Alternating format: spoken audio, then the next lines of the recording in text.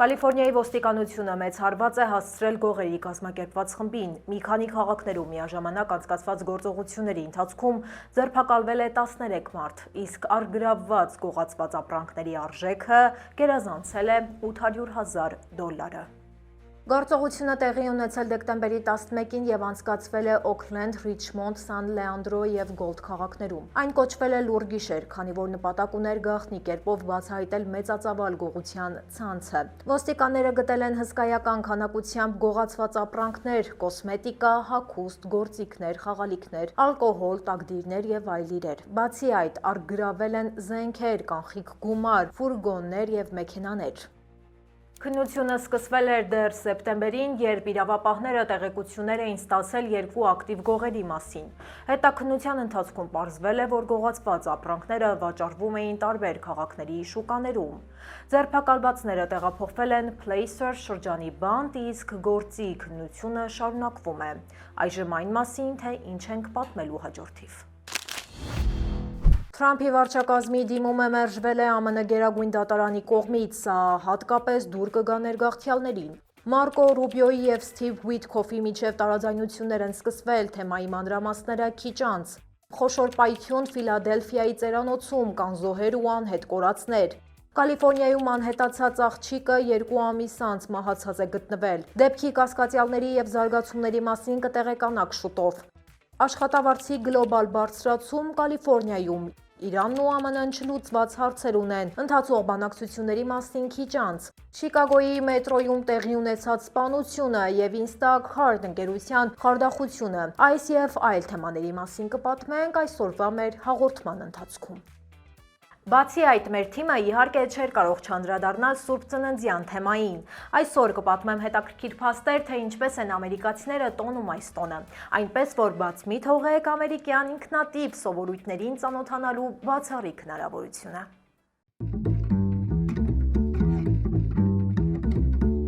Բարև ձեզ, դուք միացել եք Glendale News-ին, ես Լենա Կարապետյանն եմ և ինչպես միշտ ձեզ կպատմեմ Միացյալ Նահանգներում տեղի ունեցող ամենաքննարկվող իրադարձությունների մասին։ Մեզ աջակցելու համար պարզապես բաժանորդագրվեք մեր ալիքին, դա լիովին անվճար է և ձեզանից կխլի ընդամենը 1 վայրկյան։ Իդեպ, չմոռանաք գրել, թե որտեղից եք հետևում մեզ, իսկ ես անցնեմ այսօրվա թեմաներին։ ԱՄՆ գերագույն դատարանը մերժել է Թրամփի վարչակազմի դիմումը։ Թրամփը կրկին ցանկանում էր խստացնել Շիկագոյում ներգաղթային ստուգումները և դրա համար ցանկանում էր կրկին ազգային գվարդիայի ստորաբաժանումներ տեղակայել քաղաքում։ Սա լուրջ հարված է նախագահի այն ջանքերին, որոնցով նա փորձում էր զինվորական ուժեր ներգրավել ԱՄՆ քաղաքներում։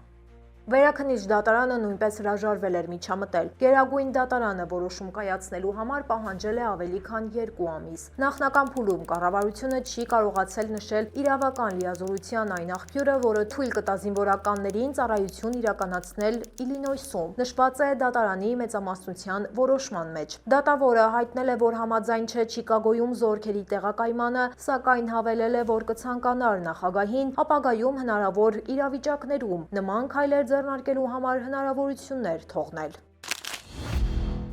Ամերիկյան NBC News հեռուստաալիքը հայտնում է, որ ԱՄՆ պետքարտուղար Մարկո Ռուբիոյի և ԱՄՆ նախագահի հատուկ բանագնաց Սթիվ Ուիթքոֆի միջև լուրջ տարաձայնություններ կան։ Խնդիրը Մոսկվայի և Կիևի հետ բանակցություններում մոտեցման մեջ է։ Պաշտոնյաները էապես տարբեր պատկերացումներ ունեն, թե ինչպես կարելի է ավարտին հասցնել Ուկրաինայում ընթացող պատերազմը, ինչպես նաև խնդրահարույց է Ռուսաստանին վստահելու հանգամանքը։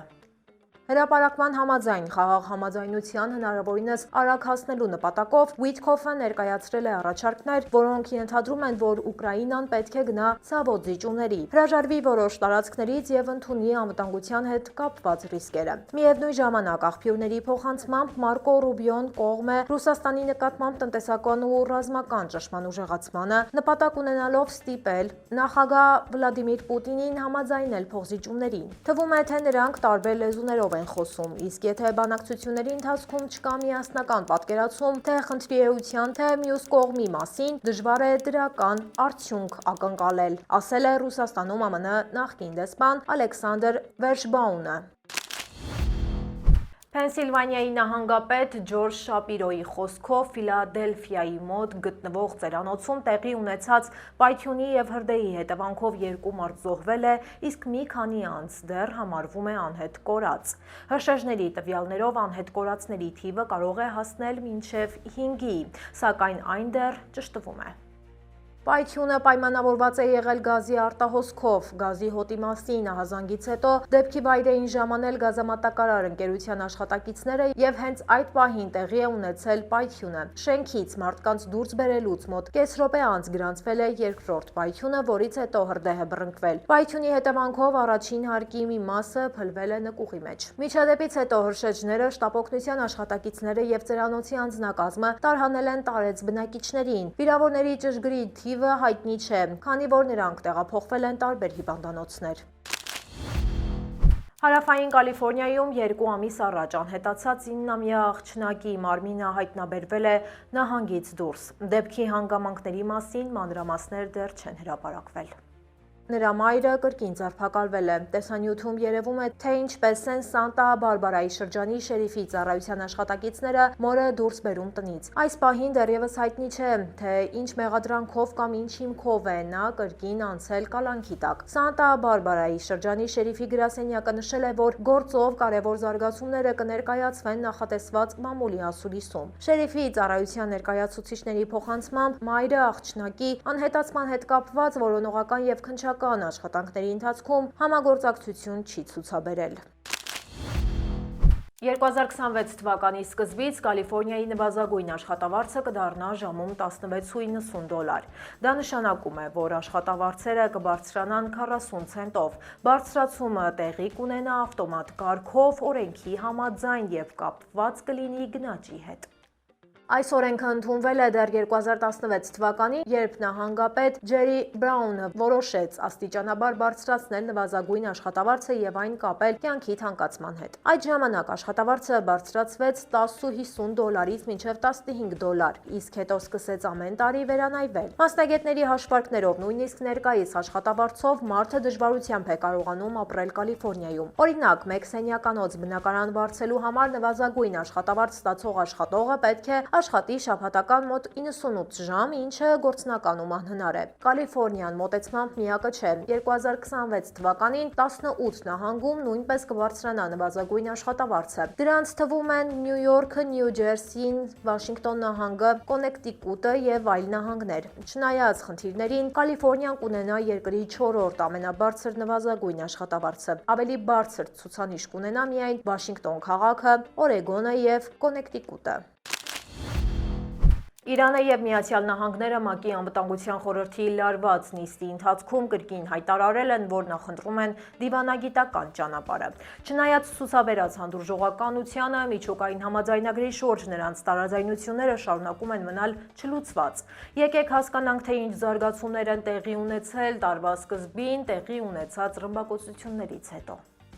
Վաշինգտոնի և Թեհրանի միջև բանակցությունների հերթական փուլը նախատեսված էր Իսրայելի և Իրանի միջև 12-օրյա պատերազմի ավարտից հետո, հունիսին։ Հիշեցնեմ, որ այդ պատերազմի ընթացքում ԱՄՆ-ն միացել էր Իսրայելին և հարվածներ հասցրել Իրանի միջուկային օբյեկտներին։ Արդյունքում բանակցությունները չեղարկվել էին, իսկ սեպտեմբերին Իրանի հոգևոր առաջնորդը հայտարարեց, որ մերժում է ԱՄՆ-ի հետ որևէ ուղիղ միջուկային բանակցությունը։ Չնայած դրան, Իրանի ՄԱԿ-ում մշտական ներկայացուցիչը անվտանգության խորհրդում ասել է, որ Իրանը շարունակում է հավատարիմ մնալ դիվանագիտությանը և պատրաստ է իրական բանակցություններին։ Նրա խոսքով, վստահությունը վերականգնելու համար այժմ ԱՄՆ-ի, Մեծ Բրիտանիայի և Ֆրանսիայի հերթն է քայլ անելու։ Ճապոնական բուրբոնի արտադրող Jim Beam ընկերությունը նոր տարուց Քենթաքիի իր գլխավոր գործարանում ժամանակավորապես կկասեցնի աշխարհահռչակ խմիչքի արտադրությունը։ Ընկերության պաշտոնական հաղորդագրության համաձայն 1 տարվա դադար է լինելու, որը պայմանավորված է նախ և առաջ սպառողական պահանջարկի նկատվող նվազումով և արտադրության արդիականացման ծրագրերով։ ԱՄՆ-ում թունդ ալկոհոլի արդյունաբերությունը ներկայումս բախվում է համակարգային դժվարությունների։ Հիշեցնեմ, որ վերջին հարցման տվյալներով ալկոհոլ օգտագործում է ամերիկացի մեծահասակների միայն 54%, ինչը վերջին 90 տարվա ընթացքում գրանցված ամենացածր ցուցանիշն է։ Միայն Քենթակի նահանգի պահեստներում կուտակված է մոտ 16 միլիոն տակար բուրբոն, որոնք դեռ չեն իրացվել շուկայում։ Դոնալդ Թրամփի վարչակազմի սահմանած մաքսատուրքերի հետևանքով ամերիկյան թունդ ալկոհոլի արտահանումը նվազել է մոտ 9%-ով։ Չիկագոյի ոստիկանությունը հետաքննում է քաղաքի կենտրոնում մետրոյի վագոնում տեղի ունեցած միջադեպը, որի հետևանքով մեկ ուղևոր է զոհվել, ևս մեկը վիրավորվել է։ Նախնական տվյալներով վագոնում կոնֆլիկտ է ծագել, որի ընթացքում երկու տղամարդ կռիվ են սկսել երրորդ ուղևորի հետ։ Ծեծկռտուքի ժամանակ կողմերից մեկը զենք է հանել եւ այդ պահին մեկ այլ ուղևոր խլել է զենքը եւ կրակ բացել։ Արդյունքում մեկ մարդ մահացել է, մյուսը ստացել է հրազենային վնասվածք։ Կրակող անձը դեպքից հետո փախել է եւ այս պահին գտնվում է որոնման մեջ։ Instacart ընկերությունը համաձայնել է իր հաճախորդներին $60 միլիոն վերադարձնել։ Ըստ ԱՄՆ Դաշնային առևտրի հանձնաժողովի Instacart-ը տարիներ շարունակ վճարների վերաբերյալ մոլորեցրել է մարդկանց։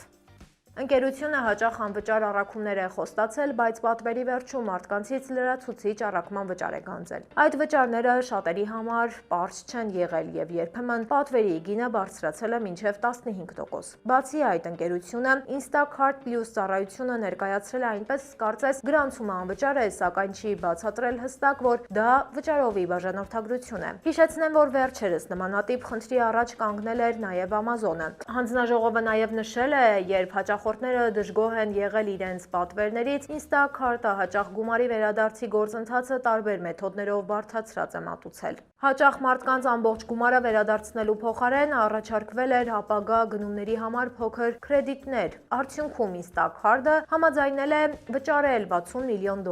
որը կվերադարձվի այն հաճախորդներին, ովքեր վնաս են կրել այս գործելակերպի պատճառով։ Ֆլորիդայի կաթոլիկ եպիսկոպոսները երկուշաբթի դիմել են ԱՄՆ նախագահ Դոնալդ Թրամփին, կոչ անելով Սուրբ Ծննդյան տոների ընթացքում ժամանակավորապես դադարեցնել ներգաղթի դեմ ուղղված իրավապահ գործողությունները, սակայն Սպիտակ տունը արձագանքել է, որ ներգաղթային գործողությունները կշարունակվեն սովորական ռեժիմով։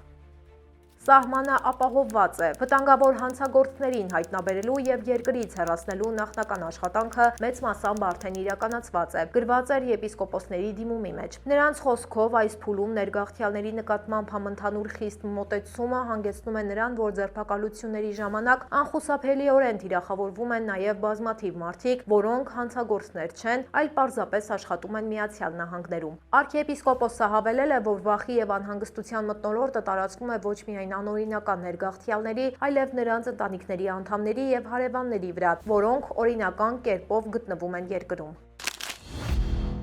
Սուրբ Ծնունդը սիրո ու հավատի այս տոնը ամբողջ աշխարհում նույն անունն ունի, բայց դա չի խանգարում ամենուր այն տարբեր կերպ նշել։ Առաջարկում եմ զուգահեռներ տանել, թե ինչպես է Սուրբ Ծնունդը նշվում ԱՄՆ-ում եւ Հայաստանում ու հասկանալ, ինչն է մեզ միավորում եւ ինչով ենք տարբերվում։ ԱՄՆ-ում Սուրբ Ծննդյան սեզոնը սկսվում է շատ ավելի շուտ, քան հենց տոնը։ Thanksgiving-ից հետո քաղաքները միանգամից փոխվում են լուսավոր փողոցներ, զարդարված տներ, խանութներում ամանորյա երաժշտություն։ Այդ երկար սպասումը իր գագաթնակետին է հասնում դեկտեմբերի 25-ին, երբ ընտանիքները հավաքվում են տոնական սեղանի շուրջ։ Հայաստանում պատկերն այլ է։ Այստեղ գլխավոր նախապատրաստությունը վերաբերում է նոր տարվան։ Դեկտեմբերի սկզբից սկսվում է աղմուկն ու եռուզեռը, իսկ Սուրբ Ծնունդը հունվարի 6-ին գալիս է արդեն այդ ամենից հետո ավելի խաղաղ ու լուռ օրերին։ Սեղանի շուրջ տարբերությունները եւս զգալի են։ ԱՄՆ-ում Սուրբ Ծննդյան սեղանը չունի խիստ կանոններ։ Ամեն ընտանիք իր ընտրությունն ունի, բայց գրեթե անփոփոխ են քաղցրավենիքից gingerbread տները, շաքարապատ բլիթները, eggnog եւ այլ տարբեր դեսերտներ։ Հայաստանում ամենահարուստ սեղանը նոր տարվա սեղանն է, բազմազան ու առատ ուտեստներով, իսկ Սուրբ Ծննդյան սեղանը սովորաբար ավելի զուսպ է, շեշտը դնելով տոնի հոգեվոր իմաստի վրա։ ԱՄՆ-ում Սուրբ Ծննդյան շրջանը հաճախ ուղեկցվում է զանգվածային բարեգործությամբ։ Դպրոցներում, սուպերմարկետներում եւ հասարակական վայրերում տեղադրվում են նվիրատվության տուփեր, որտեղ մարդիկ անապահով ընտանիքների համար թողնում են խաղալիքներ, հագուստ կամ սնունդ։ Toy Drive-ը դարձել է տարիների ավանդույթ։ Հազարավոր կամավորների մասնակցությամբ հավաքվում են խաղալիքներ եւ նվիրաբերում երեխաներին։ Հայաստանում բարեգործությունը ավելի անձնական է։ Ընտանիքները հաճախ ինքնուրույն են օգնում կարիքավորներին, մանկական հիվանդանոցներին կամ նվիրատվություններ անում եկեղեցիներին առանց բարձրաձայնելու։ Նույնիսկ մաղթանքներն են տարբեր հնչում։ ԱՄՆ-ում ամեն օր լսվում է բարձր ու ուրախ Merry Christmas-ը։ Հայաստանում Սուրբ Ծննդյան բարեմաղթանքն ավելի խորն է ու հոգևոր։ Քրիստոս ծնավ եւ հայտնեցավ, մեզ եւ ձեզ մեծ ավետիս։ ԱՄՆ-ում շատ ընտանիքների համար Սուրբ Ծնունդը սկսվում է էկրաններից։ Տանը կրկին միանում է Home Alone-ը կամ Elf-ը, եւ հենց ֆիլմերն են դառնում ընտանիքը հավաքող առիթներից մեկը։ Հայաստանում տոնն ավելի շատ կապված է առատ սեղանների, խմիչքների, հյուրընկալության հետ։ Հյուր գնալ, հյուր ընդունել, մաղթանքներ փոխանակել եւ անպայման այցելել հեռու բարեկամներին։ Իհարկե չեմ կարող չանդրադառնալ գլխավոր կերպարներին։ Պետք է նշեմ, որ Սանտա Կլաուսը միշտ այսօրվա կարմիր հագուստով ու կերպարներով չի եղել։ Տարիներ շարունակ նրա հագուստը տարբեր գույների է եղել՝ կանաչ, շագանակագույն եւ այլն։ Ժամանակակից կերպարը ձևավորվել է 20-րդ դարում Կոկա-կոլայի գովազդի շնորհիվ։ Ամերիկյան Սանտայի աշխարհում կան նաեւ էլֆեր ու Միսիս Կլաուսը, որոնք ամբողջ տարվա ընթացքում պատրաստում են երեխաների նվերները։ Այս կերպարները Սուրբ Ծնունդը դարձնում են գունեղ ու հրաշքով լի։ Իսկ Հայաստանում մեզ ավելի ծանոթ է Կաղանդ Պապիկի կերպարը, որը հետագայում դարձավ Ձմեռ Պապ։ Նրա հագուստը հիմնականում կապույտ կամ բաց գույների մեջ էր, որպես ձմռան եւ մաքրության խորհրդանիշ։ Ձմեռ Պապը միշտ գալիս է Ձյունանուշի հետ, իր թոռնուհու, ով մարմնավորում է լույսը եւ մանկական անկեղծությունը։ Ձմեռ Պապ թե Սանտա կապ չունի, երկուսի նպատակը նույնն է՝ տոն պարգևել մեծերին եւ մանուկներին եւ ներշնչել նրանց հավատալ հրաշքներին։ Եվ հենց այստեղ է Սուրբ Ծննդի իրական գաղտնիքը։ Սուրբ Ծնունդը այն հազվագյուտ պահերից է, երբ աշխարհը թեկուզ մի քանի օրով փորձում է լինել ավելի բարի, ավելի հանդուրժող, ավելի մարդկային։ Այդ օրերին մարդիկ ավելի հաճախ են զանգում, ավելի հեշտ են ներողություն խնդրում, ավելի ուշադիր են դառնում միմյանց հանդեպ, եւ գուցե հենց այդ պատճառով, անկախ նրանից, որտեղ ես ապրում, այդ օրը բոլորը ինչ-որ ձևով սպասում են մի փոքր լույսի եւ հավատում Սուրբ Ծննդյան հրաշքին։ Շնորհավոր ամերիկյան Սուրբ Ծնունդը։ Այժմ եկեք տեղափոխվենք մեր Facebook-յան էջ, որտեղ ունենք հրապարակումներ, որոնք վստահ եմ կհետաքրքրեն ձեզ։ ԱՄՆ տնտեսությունը երրորդ եռամսյակում աճել է 4.3%-ով, ինչը վերջին 2 տարվա ամենաբարձր ցուցանիշն է։ Հուլիսից սեպտեմբեր ընկած ժամանակահատվածում հնայի աճը գերազանցել է տնտեսագետների սպասումները, որոնք FactSet-ի հարցման համաձայն կազմում էին մոտ 3%։ Սպիտակ տունը հրապարակել է Դոնալդ եւ Մելանիա Թրամփերի պաշտոնական Սուրբ Ծննդյան դիմանկարը։ Լուսանկարում նախագահական զույգը սև հագուստով կանգնած է Սպիտակ տան սրահներից մեկում զարդարված տոնածառերի եւ տոնական լույսերի ֆոնին։ 2025 թվականին ԱՄՆ-ում բազմաթիվ մեծ ընկերություններ փակել են իրենց խանութները։ Պատճառը թաքնված է աճող ծախսերի, մաքսատուրքերի, գնաճի եւ սպառողների առցանց գնումներին անցնելու մեջ։ Ըստ վերլուծությունների, գալիք տարվա ընթացքում երկրում մոտ 15,000 խանութ կփակվի, ինչը գրեթե կրկնակի է նախորդ տարվա ցուցանիշից։ Այսօրվա համար պատրաստել ենք այսքանը։ Հուսամ հավանեցիք մեր հաղորդումը։ Մենք բարձր ենք գնահատում ձեր ակտիվությունը, կարդում ենք բոլորիդ մեկնաբանություններն ու ոգեշնչվում դրանցից։ Մեզ աջակցելու համար պարզապես լայքեք մեր տեսանյութը եւ բաժանորդագրվեք մեր ալիքին։ Կհանդիպենք վաղը 5:30-ին։ Հաջողություն։